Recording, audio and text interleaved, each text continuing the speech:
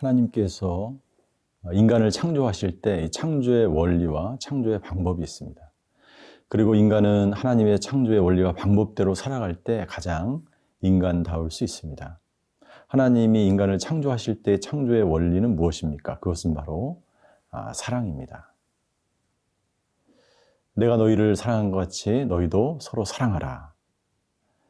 내가 너희를 사랑한 것 같이 사랑으로 우리를 만드셨고 창조했고, 그리고 너희도 이 땅 가운데서 사랑으로 살아가라고 말씀하신 것이죠.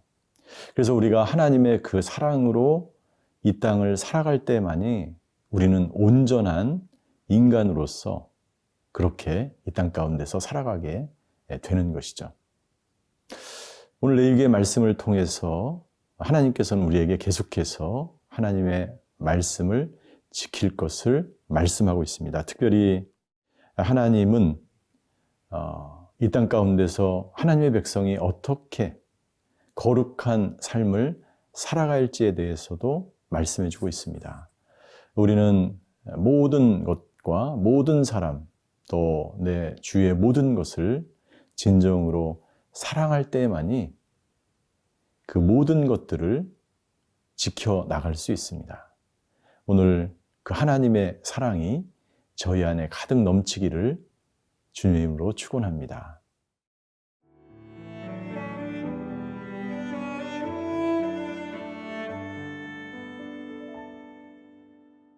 레위기 22장 17절에서 33절 말씀입니다. 여호와께서 모세에게 말씀하여 이르시되 아론과 그의 아들들과 이스라엘 온 족속에게 말하여 이르라. 이스라엘 자손이나 그 중에 거류하는 자가 서원 제물이나 차원 제물로 번제와 더불어 여호와께 예물로 드리려거든 기쁘게 받으심이 되도록 소나 양이나 염소의 흠없는 수컷으로 드릴지니 흠 있는 것은 무엇이나 너희가 드리지 말 것은 그것이 기쁘게 받으심이 되지 못할 것임이니라. 만일 누구든지 서원한 것을 갚으려 하든지 자의로 예물을 드리려 하여 소나 양으로 화목제물을 여호와께 드리는 자는 기쁘게 받으심이 되도록 아무 흠이 없는 온전한 것으로 할지니 너희는 눈먼 것이나 상한 것이나 지체에 배임을 당한 것이나 종기 있는 것이나 습진 있는 것이나 비루 먹은 것을 여호와께 드리지 말며 이런 것들은 제단 위에 화제물로 여호와께 드리지 말라. 소나 양의 지체가 더하거나 덜하거나 한 것은 너희가 차원제물로는 쓰려니와 서원제물로 드리면 기쁘게 받으심이 되지 못하리라. 너희는 고환이 상하였거나 치였거나 터졌거나 배임을 당한 것은 여호와께 드리지 말며 너희의 땅에서는 이런 일을 행하지도 말지며 너희는 외국인에게서도 이런 것을 받아 너희의 하나님의 음식으로 드리지 말라. 이는 결점이 있고 흠이 있는 것인즉 너희를 위하여 기쁘게 받으심이 되지 못할 것임이니라. 여호와께서 모세에게 말씀하여 이르시되 수소나 양이나 염소가 나거든 이레 동안 그것의 어미와 같이 있게 하라. 8째 날 이후로는 여호와께 화제로 예물을 드리면 기쁘게 받으심이 되리라. 암소나 암양을 막론하고 어미와 새끼를 같은 날에 잡지 말지니라. 너희가 여호와께 감사 제물을 드리려거든 너희가 기쁘게 받으심이 되도록 드릴지며 그 제물은 그날에 먹고 이튿날까지 두지 말라. 나는 여호와이니라. 너희는 내 계명을 지키며 행하라. 나는 여호와이니라. 너희는 내 성호를 속되게 하지 말라. 나는 이스라엘 자손 중에서 거룩하게 함을 받을 것이니라. 나는 너희를 거룩하게 하는 여호와요 너희의 하나님이 되려고 너희를 애굽 땅에서 인도하여 낸 자니 나는 여호와이니라. 오늘 본문의 말씀은 이스라엘 백성들이 하나님께 드리는 제사의 제물에 관한 규례입니다. 하나님께서는 이스라엘 백성들이 자기 앞에 나아올 때 그것이 어떤 제사이든지 희생 제물을 준비할 때 굉장히 중요하게 여기는 한 가지가 있었는데 그것은 뭐냐면 그 제물에 흠이 없어야 된다는 것입니다. 흠은 곧 상처를 말하는 것이죠. 드리는 그 희생 제물에 그 짐승에 상처가 있는 것을 드려서는 안 되는 것이었습니다.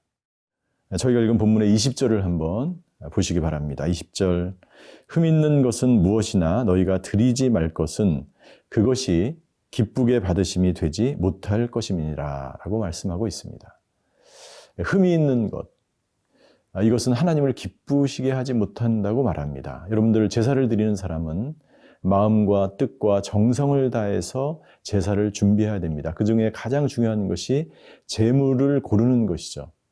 그 제물을 고를 때 정말 준비된 마음으로 제물을 고른 사람은 절대로 상처가 있거나 부러지거나 어디에 문제가 있는 그런 짐승을 하나님께 드리지 않을 것입니다.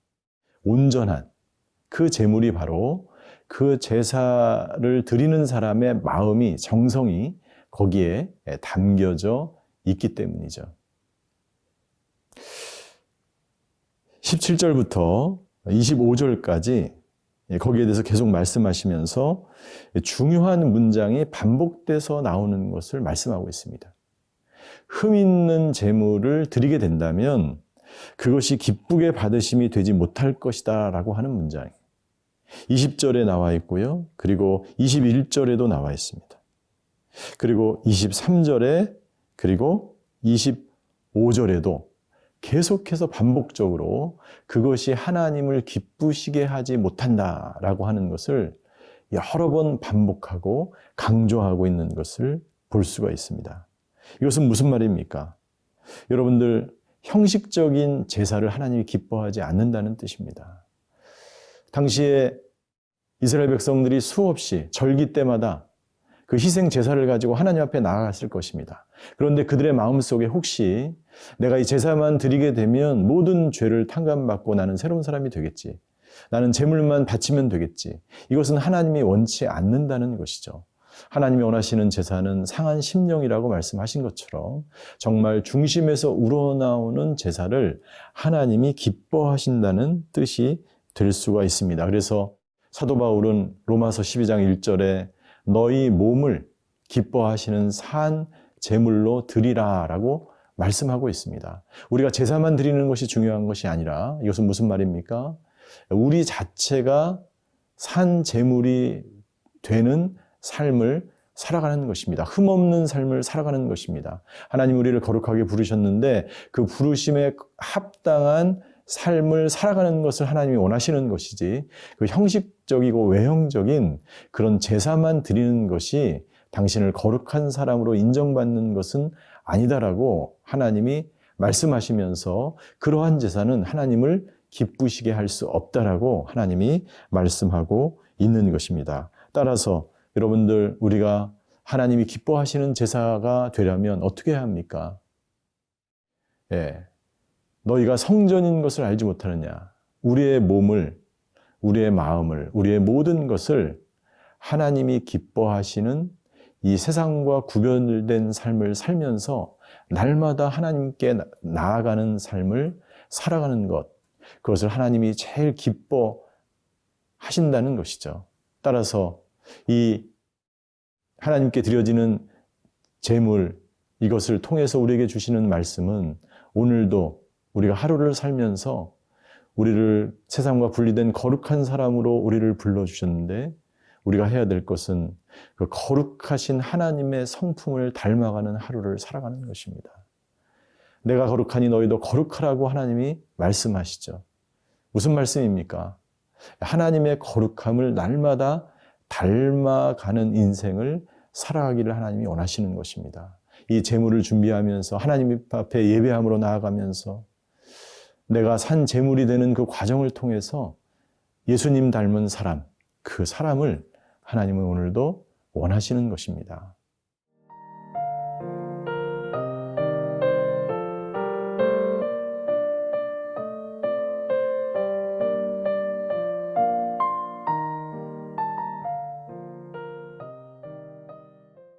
오늘 이 본문의 말씀은 세상 사람들이 주는 것이 아니라 오늘 앞부분에 분명히 말씀하고 있습니다. 누구에게 주시는 말씀입니까? 여호와께서 모세에게 말씀하여 이르시되 아론과 그의 아들들과 이스라엘 온 족속들에게 말하여라. 이방인이 아니고 세상 사람들이 아니고 하나님을 믿는 그러한 사람들과 제사장들에게 주시는 말씀인 것이죠. 이 하나님을 믿는 사람들과 제사장들, 이 사람들은 하나님의 사역을 감당하는 사람들입니다. 특별히 하나님이 뽑은 사람들입니다. 그러면 하나님이 뽑은 사람들에게 주시는 이 말씀을 계속해서 반복적으로 하나님이 주시는 말씀이 있는데 그것은 뭐냐면 이 말씀을 지키라라고 하는 거예요. 그래서 26절부터 33절까지의 말씀은 이 말씀을 지키는 데 있어서 오늘은 특별히 이 재물을 어느 시기에 먹어야 되는지 잡아야 되는지까지 말씀하고 있습니다. 이 하나님의 부르심을 받은 하나님의 사역자들은 반드시 이 하나님이 말씀하신 이 시기에 이 일을 준행해야 하는 것이죠. 그래서 26절에 여호와께서 모세에게 말씀하여 이르시되 이 말씀을 지키라는 것이고 이 말씀을 하는 대로 또한 살아라라고 말씀하는 것입니다. 그래서 31절에도 말씀하고 있습니다. 너희는 내 계명을 지키며 또한 행하라. 지킬 뿐만 아니라 그렇게 살아라, 행하라라고 말씀하고 있습니다. 제사장으로 부름받은 거룩한 성도들, 그리스도인이 첫 번째 해야 될 것은 말씀을 지키며 행하는 그러한 삶을 살아야 됨을 말씀하고 있습니다. 26절부터 30절까지는 특별히 어느 시기에 이 재물을 먹어야 되는지에 대해서 말씀하고 있습니다. 27절에 보니까 수소나 양이나 염소가 나거든 이래 동안 그것에 어미와 같이 있게 하라. 여덟째 달 이후로는 여호와께 화제로 예물을 드리면 기쁘게 받으심이 되리라. 최소한 7일을 어미와 같이 두고 그 새끼를 낳자마자 죽이지 말라는 거죠. 낳자마자 제물로 가져오지 말아라. 어미와 함께 있다가 피치 못해서 그 어린 그 짐승을 제물로 바쳐야만 할 때는 최소한 7일 동안 어미와 같이 두게 만들었습니다. 그리고 또 28절에 보니까 어미와 새끼를 같은 날에 잡지 말아라. 둘 다 죽이지 말아라라는 거죠. 여러분들 이것은 어떤 의미가 있을까요? 하나님께서 이 갓 태어난 그 어린 양을 죽이는 그런 너무나 잔인한 하나님이라는 인식, 그리고 그 가족을 어미와 새끼를 같이 죽임으로 말미암아 생명을 무참히 짓밟는 그런 하나님이 아닌 것을 이스라엘 백성들에게 말씀하고 있는 것입니다. 또 더 나아가서 그 당시에 우상을 섬기는 그런 이방 민족들의 그 관습 중에 어미와 새끼를 동시에 죽이는 그런 관습이 있었습니다. 이것은 생명을 경시하는 것이고 정말 생명을 중요하게 여기시는 그 하나님, 그 하나님을 나타내는 그러한 말씀이라고 볼 수가 있는 것이죠. 하나님께서는 31절부터 33절까지의 말씀을 통해서 왜 이런 규례들을 지켜야 하는지에 대해서 우리에게 말씀해 주고 있습니다. 하나님께서 우리 선택받은 민족들 그리고 거룩한 백성들에게 왜 이런 절기를 지켜야 하는가? 32절과 33절에 보십시오. 나는 이스라엘 자손 중에서 거룩하게 함을 받을 것이다. 누구로부터? 거룩한 백성으로부터 거룩하게 함을 하나님이 받는 거예요. 이스라엘 백성들이 거룩해 하나님이 거룩한 하나님으로서 영광을 받게 되는 것이죠. 두 번째, 나는 너희를 거룩하게 하는 자라. 이스라엘 백성으로 하여금 하나님이 거룩한 분이심을 기억나게 하고 깨닫게 하는 것이죠. 이 모든 규례들을 통해서 거룩한 선민으로서 어떻게 그 규례들을 지키며 살아가야 되는지를 행할 때, 지킬 때 하나님이 이 정도로 거룩한 분이시구나라는 것을 깨닫게 하는 것이죠. 마지막으로 너희를 애굽 땅에서 인도해낸 자는 나 여호와라고 말씀하는 것입니다. 너희를 구원하는 사람. 이 모든 규례들을 통해서 이 규례를 철저하게 지키는 그러한 이유, 원인, 그것은 바로 하나님이 누구이신지를 깨닫게 하려는 것입니다. 그 하나님 누구입니까? 바로 이스라엘 백성을 애굽에서 죄악에서 구원하신 하나님이라고 말씀하고 있는 것입니다. 동일하게 저와 여러분들도 하나님이 우리를 거룩한 자로 부르셨고 우리는 거룩하게 살도록 명령을 받은 그러한 제사장과 같은 사람들입니다. 우리가 해야 될 것, 하나님이 원하시는 그 거룩의 삶을 이 땅 가운데서 살아가는 것입니다. 그때 하나님께서 우리를 통해서 거룩한 하나님으로 영광을 받게 될 것입니다. 오늘 저와 여러분들의 하루의 삶이 하나님의 말씀을 다시 한번 묵상하고 하나님과 동행하며 하나님을 닮아가며 이 세속에 물들지 않고 거룩한 길을 걸어가시는 하루가 되시기를 주님의 이름으로 축원합니다. 기도하시겠습니다. 하나님, 우리를 거룩한 백성으로 삼아주셔서 감사를 드립니다. 오늘 우리의 하루의 삶이 거룩한 산 제물이 되어서 우리의 말과 우리의 뜻과 우리의 모든 정성이 하나님께 영광 돌리는 하루가 되게 하여 주시옵소서. 예수 그리스도의 이름으로 기도하였습니다. 아멘.